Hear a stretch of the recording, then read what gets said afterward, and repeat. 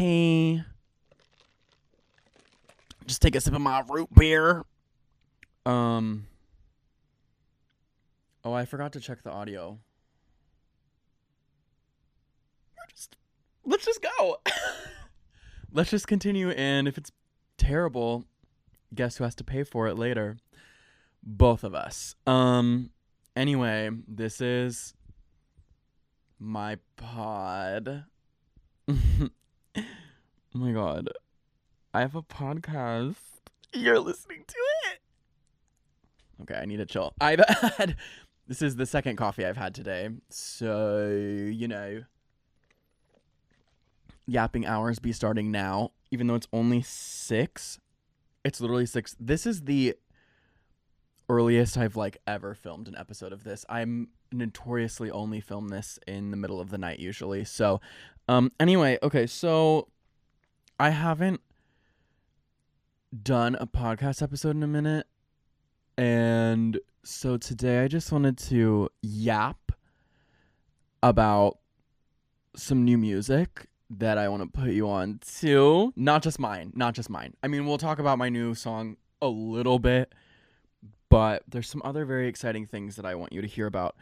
And then I'm also going to do a little bit of Q&A later. Hopefully there's some questions, because I literally just asked on my Instagram story 30 minutes ago. So if there's no Q&A at the end of this, that means that no one said anything. Anyway, first thing that I want to say, this is not even on topic, but it is always on topic for me. If you guys need another mindless form of entertainment to add to your life, you need to be listening to Long-Winded with Gabby Windham. That's not her name. Windham is the last name of the Brooke Windham is the girl they try and save in Legally Blonde, the girl that's on trial. Is her name really Gabby No, it's Windy. Gabby Windy. Okay, yeah. So you need to listen to Long-Winded with Gabby Windy. She is my favorite person on the internet right now. She is absolutely cokehead energy, crackhead energy. She's like if Brittany Broski had a child with Charlie XCX. And you're just going to have to trust me when I say that, because that sounds insane, but it's absolutely true. And I'm working my way through her most recent episode right now, where she broke down her thoughts on the Taylor Swift podcast. And Gabby just talks unlike anyone that I've ever heard before. She is truly a crazy person. But it's so fun and it's so funny to listen to. So I need you guys to clock into that. Also, something that I just started recently, I love reading audiobooks, because my eyes start to hurt from looking at a page for too long. I know, sounds like a lame excuse to get out of reading. But I love reading. Sometimes my eyes hurt, so I do audiobooks. And also, I love audiobooks because I run 2 to 3 times a day. So usually for 2 to 3 hours a day. And that's insane, by the way. Pause. That's crazy. Anyway, and so a lot of the times when I'm don't want to listen to music on my run, I will listen to an audiobook. So I just started recently, because I love memoirs and autobiographies and stuff like that. I just started Little Miss Julia Fox's book called Down the Drain. It's a memoir written by her, and the audiobook is read by her, which is the only way to do a memoir audiobook. Thank you. And it was recommended by this YouTuber that I love named Sean McComb. He's a book YouTuber basically, and he lives in Canada, so he also just gives me country envy. Country? Yeah, country envy. Country? Yeah. I'm educated. I graduated from high school. Anyway, that book, Julia Fox is crazy. And what I mean by that is that she was arrested twice by the time she was 12 years old. So this book, like literally she's like telling her life story in this book and I'm like, girl, you're lying. Like you have to be lying. You have to be lying. There's this really funny line in the book, and I'm not going to say it exactly because I'm not looking at it, but she was like 12 years old and her dad said to her, "You're worse than the girls from the movie 13." And that is absolutely true. She was a menace at 12 years old. I was reading it, just my jaw on the floor, my wig snatched. Crazy. I'm literally only 3 chapters in and I'm already recommending it basically because it is so crazy. It's like reading a like reality show. It's absolutely insane. I don't know where she's going with the story of her life, like what kind of point she's going to make at the end of it. No idea. Too early to say. But Julia Fox, love you. You inspire me because you are 35 years old and your career is just been taking off the past few years, and that gives me hope and inspiration to be an older person and still living like I'm in my 20s and still being an icon and an idol. And I love you. I don't know you, but I love you. So anyway, and now we're gonna talk about parasocial relationships. No, just kidding. So this is the nutty pumpkin drink from Dunkin' Donuts. They just got their pumpkin drinks back, and they have like an extended menu with pumpkin flavors, but it's not just pumpkin spice. They have pumpkin spice, but they have like a handful of other ones, and I'm going to go and try all of them during fall. That one, not my favorite. Let me tell you something, not my favorite. Would I order it again? No. Am I going to drink all of it? Yes, but I would not order it again.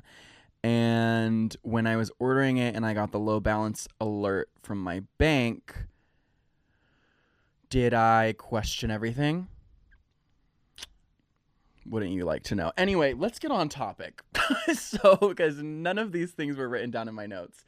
So I want to talk about some music.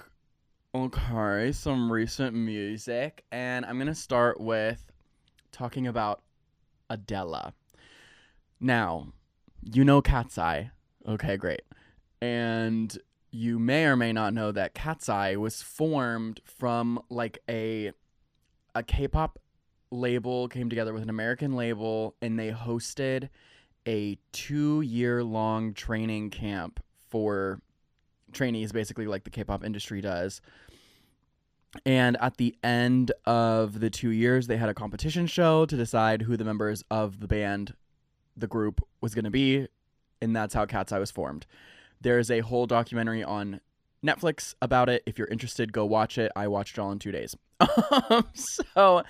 But anyway, there's a girl who was in they call it the Pop Star Academy. That's what the pre-Cat's Eye training show was called.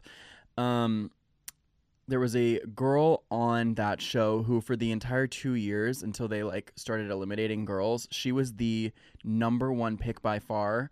She was the nicest girl. She was the most motherly to all the other girls. She was the most talented in every aspect, and she was stunningly gorgeous. So she was in the lead running to be like leader of Cat's Eye, and then she was the spoilers for Pop Star Academy. She was the first one to be eliminated.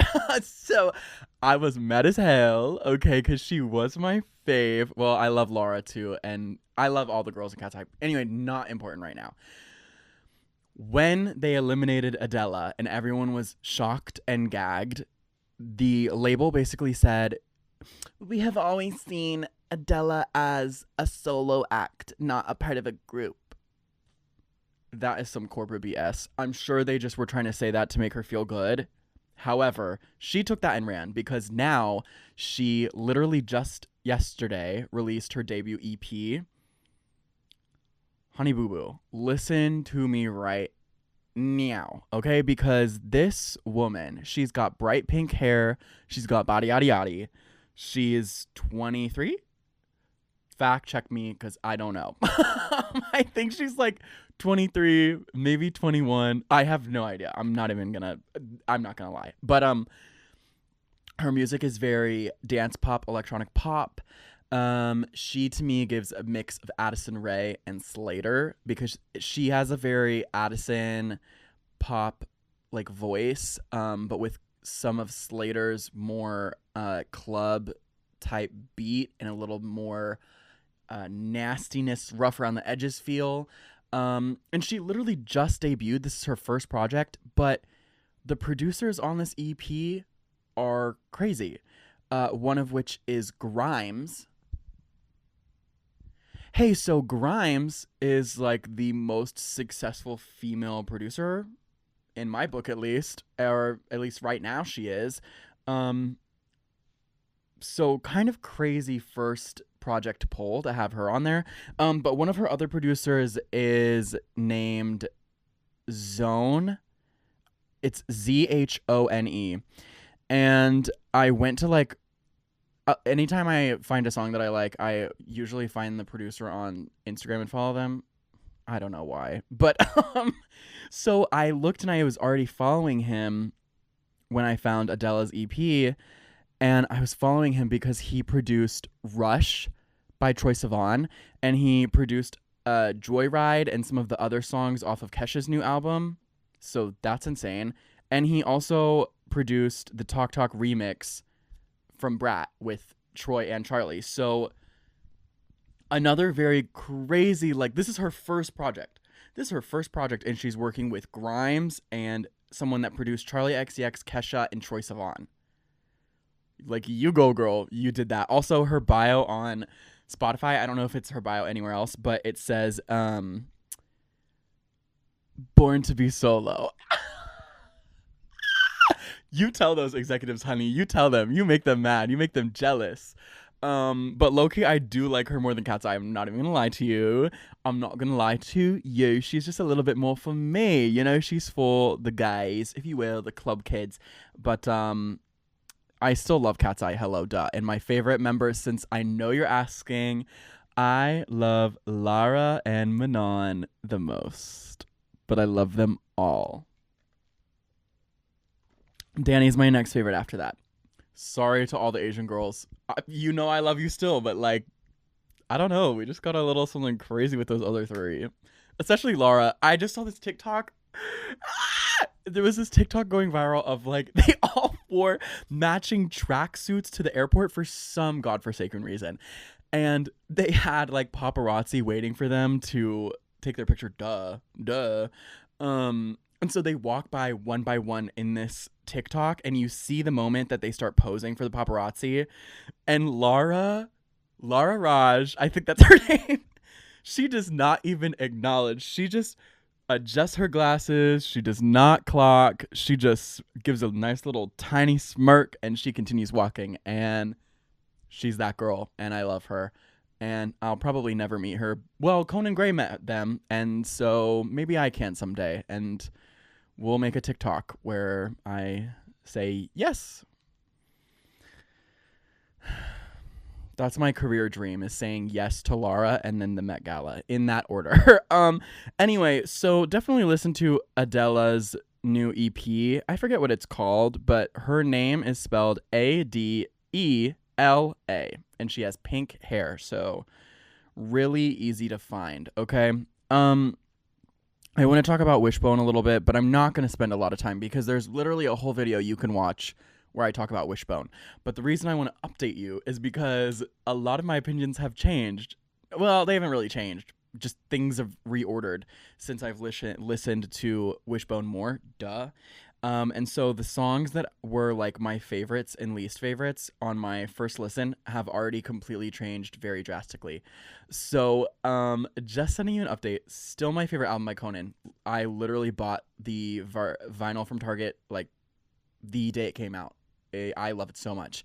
So also rest in peace by my Spotify Wrapped, because I own all of my favorite albums from the year on vinyl. So they're going to be getting way less streams than the other songs that I like this year, and it's going to mess up my algorithm. Or not my algorithm, but my wrap up. I'm going to look at my wrap up and it's going to be like so inaccurate. Anyway, that's a whole another thing. what kind of a first world problem is that? My Spotify Wrapped is gonna be messed up because I own vinyl. Yeah, okay. Um, so anyway, Wishbone. Um, in my first listen video, I like went crazy for Romeo. Still love that song. But it definitely has gotten less streams as I've listened more to the album. Still one of my favorites. But I also said it was like top 10 Conan song of all time. I think that's just because it was very different and I was excited to hear him like do something kind of new but still sounding like him, which is what Romeo is. So it's still amazing. Still love it. Still listen to it all the time. But my favorite, by far, not even close, is Nauseous. I know. Nauseous. And then my other fave after that is actually Sunset Tower. Even though I do not relate to that song at all. I'm in fact the opposite of that song. If you're out there doing well, please tell me. Anyway, yes. So I love those two songs. I love all the songs. The other thing that changed really drastically was like when I first listened to the album, still don't really like Actor. I'm sorry. It's just kind of boring to me. I'm going to be so honest with you. I also stand by what I said in my first listen, that it's not very singable. The lyrics in the chorus like kind of make, like they're kind of cheese. I don't know. Romeo is the not cheesy version of a thespian song. Actor is what I was worried Class Clown was going to be. Because I thought Class Clown and like Romeo were going to be cheesy. The lyrics were going to be kind of like overly campy for Conan Gray. And those two are not. And then Actor, in my opinion, is. So anyway, let me not break the heart of all my Actor lovers out there. But like, I love that you love it. So continue to stream it. But my sleeper hit for Wishbone. So sleeper hit meaning the song that I really did not, it was not a standout when I first listened to it. And then as I continue to listen, it has become one of my new faves, is Care. I care. Okay. Love that song. Hey, let me tell you something. Love it. I don't know why I didn't love it the first time through. I think honestly the first time through I just was tired, and so that was the last song, and so I was tired, because it's so good, and it's such a good closer because it leaves you on a nice energetic high. Yeah, really like it. So but that's my updated ranking. What's going on that note, let me take another sip of my coffee. Because what I need more of right now is sugar high, caffeine high, crash energy. Okay, great. So, moving on. Let's talk about my song for a minute. Let's talk about me. Hey, let's talk about me. Okay, so my new song, Ruin in Renaissance, has been out for like 48 hours or something like that. If you want to read about the making of Ruin in Renaissance, see this post on my Instagram. Oh, hello ring light, hello production value. See this post on my Instagram, because I talk a lot about the song on that post. And then I also want to direct your attention to this post on Instagram. This one's a little bit older. Not really, it's like a month older. This is where I talk a lot about what the lyrics mean. I don't really like to give away too many specifics because I like for you to like digest and put your own thought into it before I reveal everything that it's about. But so far it's doing well. It has a really good amount of streams for a first 24-hour period. I think it had like 180 around when it hit the 24-hour mark, which is really good. For me, that's one of my highest first 24 hours by far. And that was only on Spotify. I don't know what it had on other platforms. So that was Spotify only, just because that's the numbers that I check most regularly because they're always the highest. But the other thing that was really great is it's made it onto some playlists.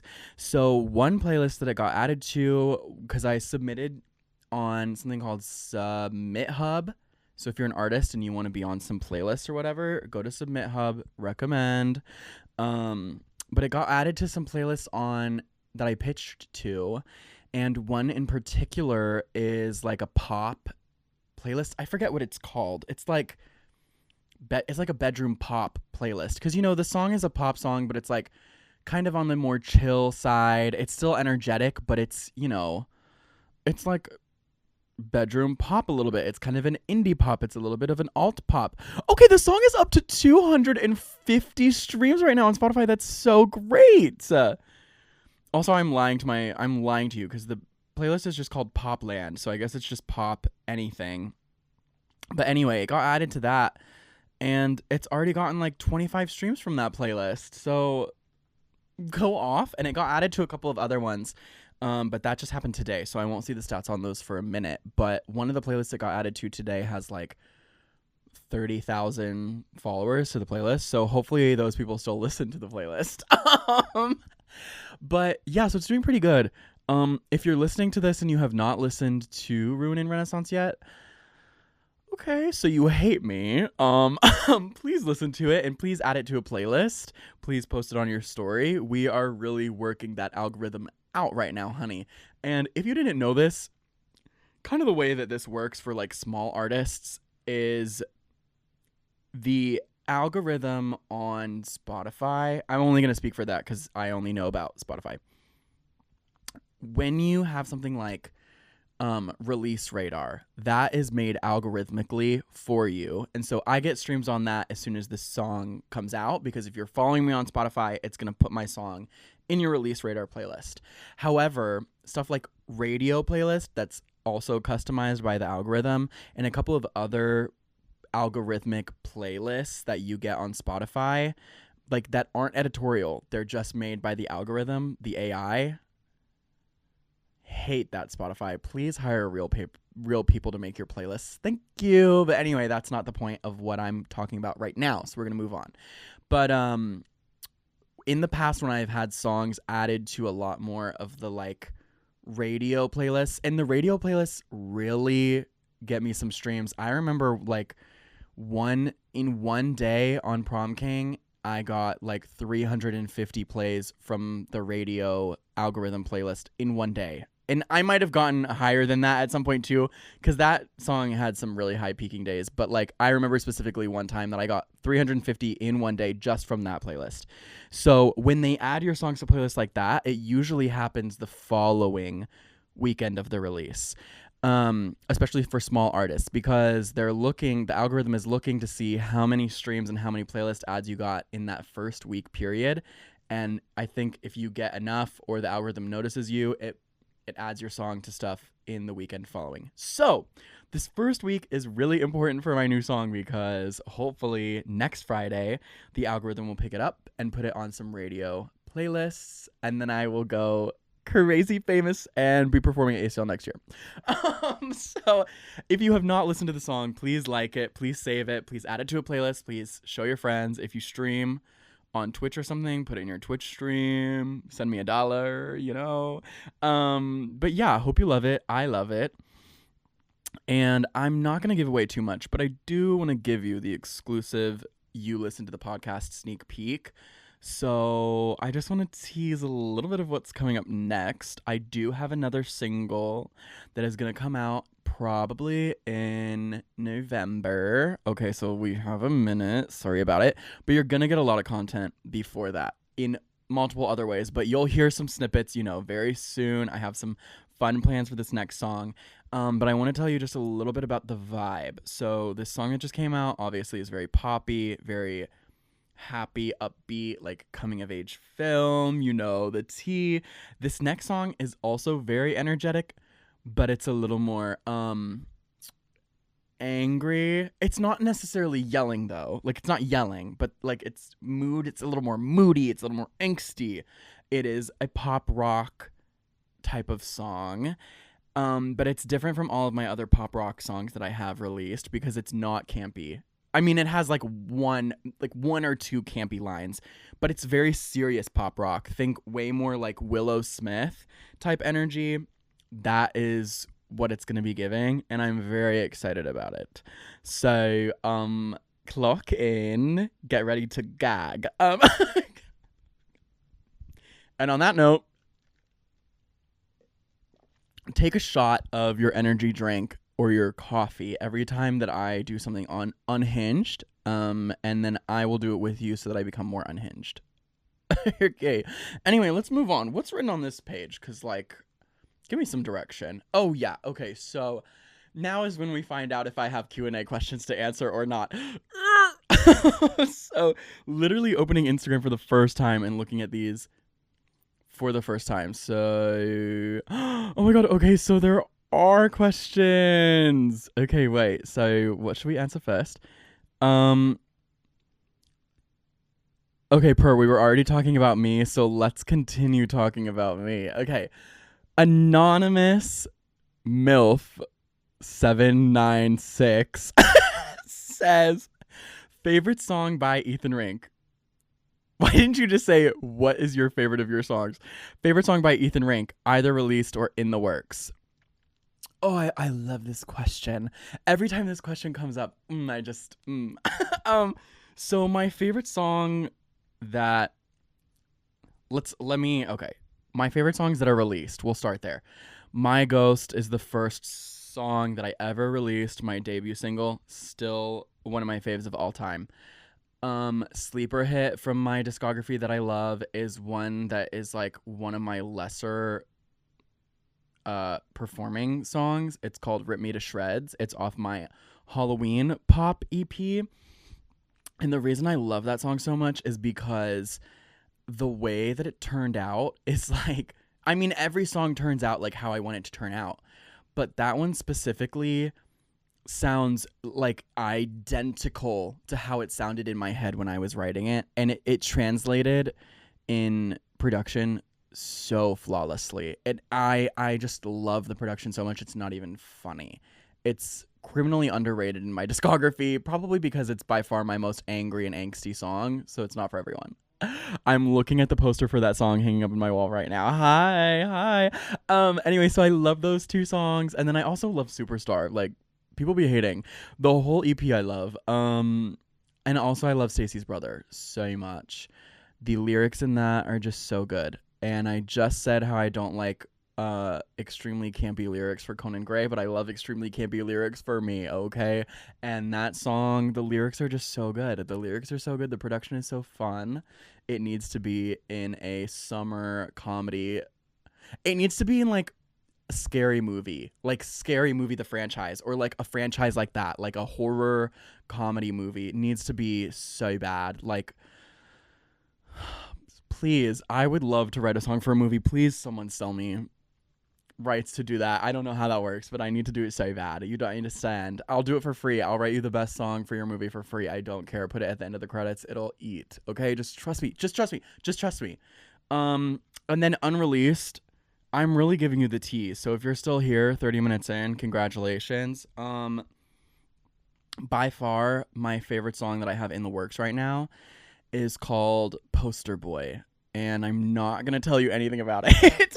It's so good. It's very slow. It's very similar. It's not similar, but I would say like it's in the vein of My Ghost.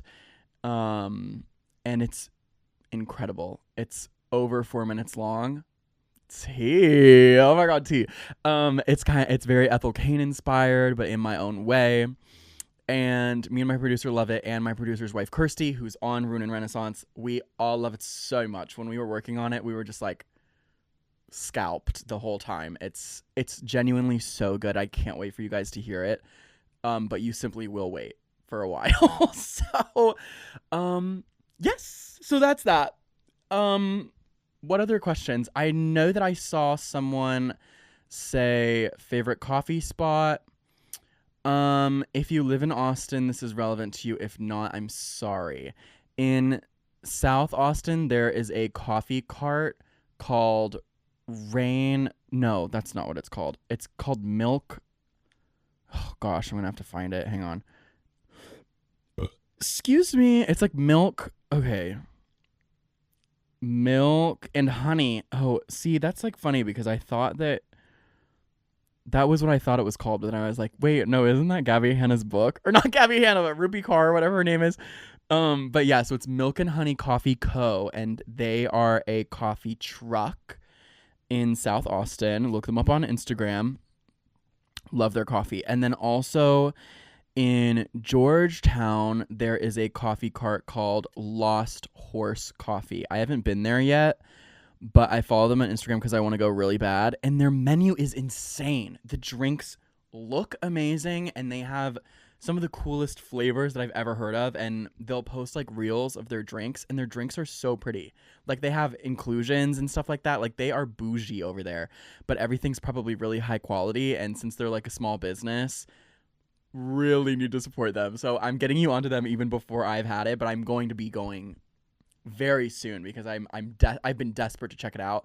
Their hours are just really weird, so I'm like usually not waking up until they've already closed. So that's great. But anyway, those are my favorite coffee spots right now. Album When, Wouldn't You Like to Know? Fave Wishbone song, we already talked about that. So okay, someone asked me how The Bear is going. I am watching The Bear right now. All I will say is that I'm in the middle of season 2, and the episode that I watched last was so good, and Jamie Lee Curtis jump scared me in the best way ever.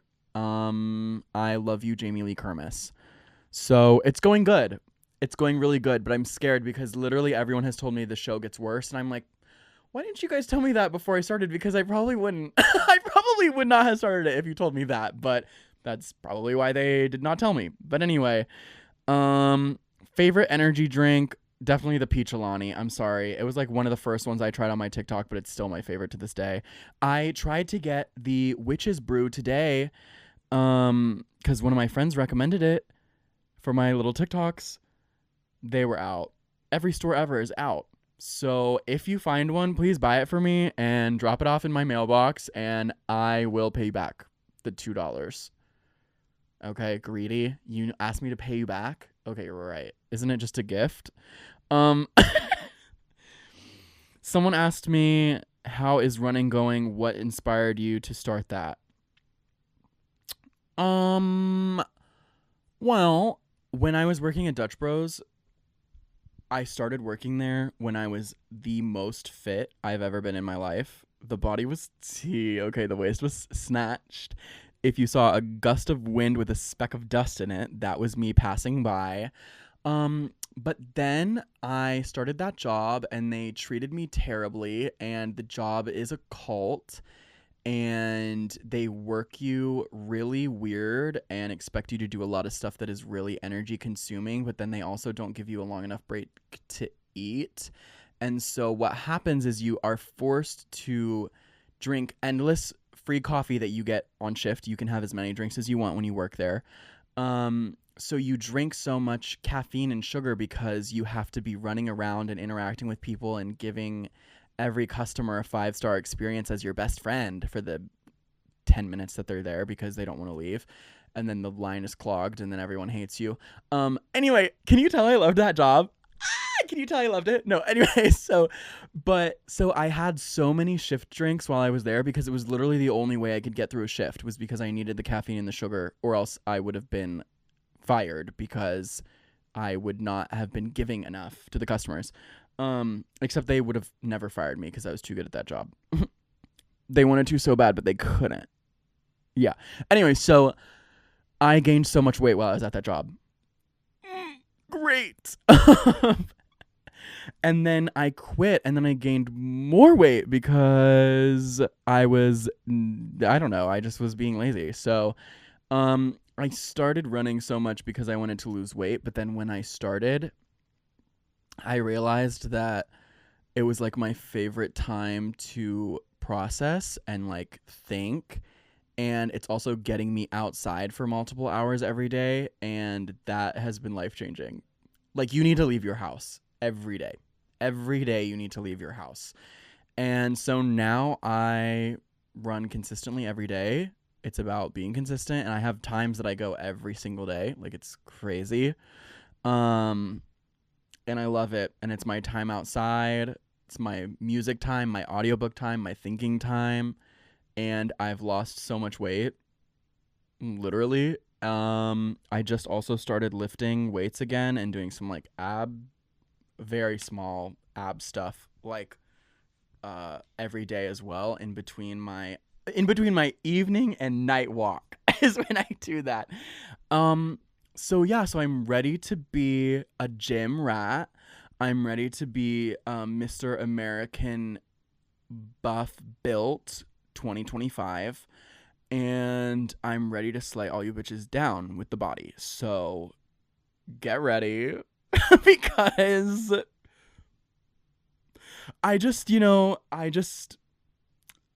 only way you can get famous anymore is by relying on your body. So time for me to clock in. No, just kidding.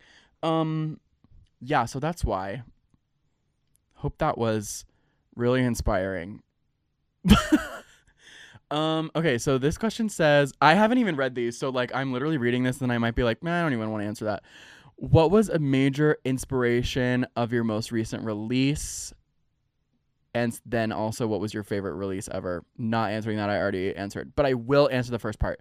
So major inspiration for this song was me and Kirsty and Landon. When we sat down to work on it, we knew we wanted to make something that sounded summery and fun, upbeat, and I really wanted it to sound like kind of coming of age movie. It's very like tunnel song, Perks of Being a Wallflower. And what I mean by that is that it's not anything like Heroes by David Bowie, which is the song that plays in the movie In the Tunnel.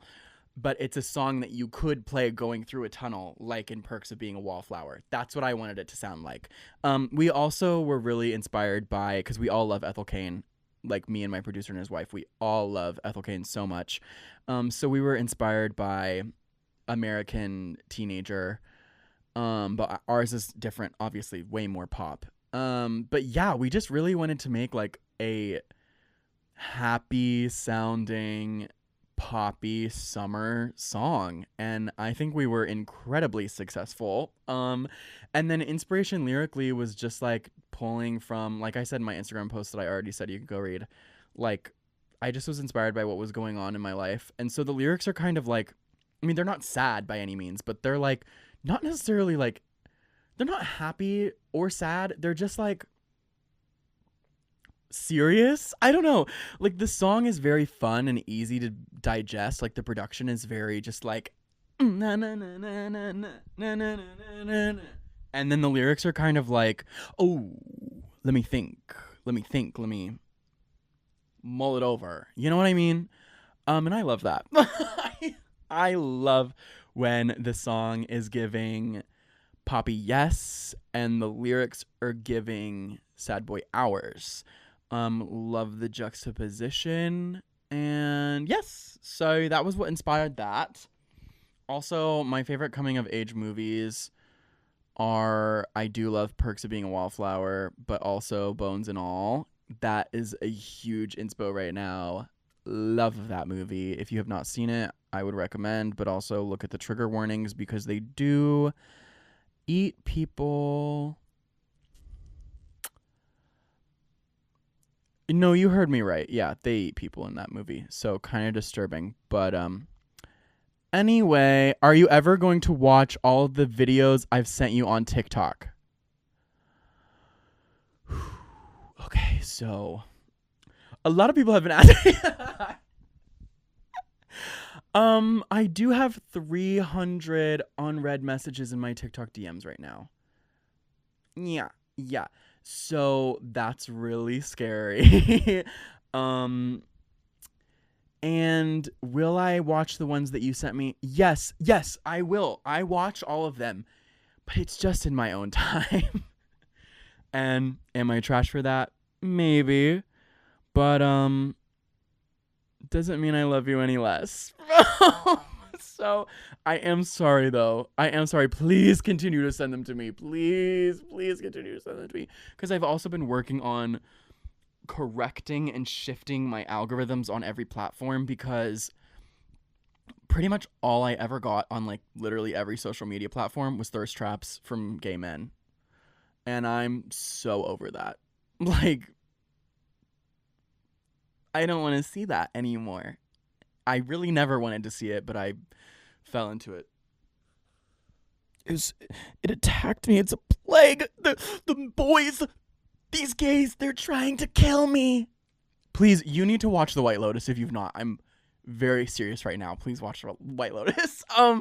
Season 4 when? Actually take your time and write it really good. But so yeah, so I've been correcting my algorithm on every social media platform so that now each one I have started to train to be what I want. So Instagram is like, a lot of the stuff that I see on there is photography and like my friends. All I want to see on Instagram is celebrities, photography, and my friends. That's what I want to see. And celebrities, I mean, like, that's where I want to see updates from music artists that I love, or, you know, Paris Hilton. So, I don't want to see like celebrities that I don't know, especially if they're gay men doing thirst traps. I don't want to see that on my Instagram. So, and also I love seeing drag on my Instagram as well. And art. I love looking at art on Instagram. So that's my Instagram. And then my TikTok, I have retrained to be a lot of new indie music. I love seeing the indie music girls and girlies. The two genders, girls and girlies. I love seeing other independent music artists on there now because I be finding bops just like I produce bops. So I have been finding the girls on TikTok a lot for that reason. I also love TikTok for recommendations. I love movie recs, book recs, food recs, stuff around Austin recs. I love having TikTok clocked into me living in Austin and giving me content from other Austin people. Love that. Love that. Love that. Love that. The other thing that I really want my algorithm to be showing me right now on TikTok is travel videos, because I am not traveling right now. And so I'm living vicariously through every single one. And of course, I want to be seeing memes on TikTok. I want to be seeing the viral trends on TikTok. So that is my algorithm on that.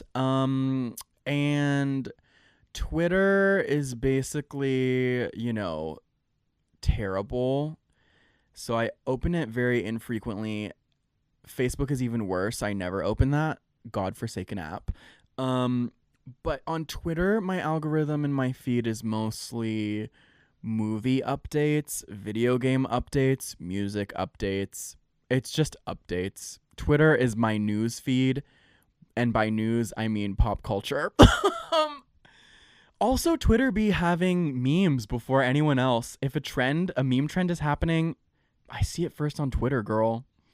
So, because people are reacting, using memes as reactions in the comments on Twitter, and that's always where I see stuff before I see it anywhere else. So Twitter, you still have that going for you, but you're trash. You are trash a little bit. Anyway, that's my tangent about what is on my feed right now.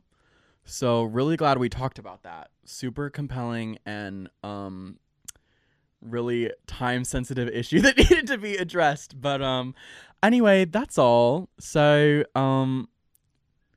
thanks. And let me know what you've been into recently. Let me know what movies you've seen that I need to watch, or songs that you've listened to that I need to give a spin. Okay. I'm sorry. Bye.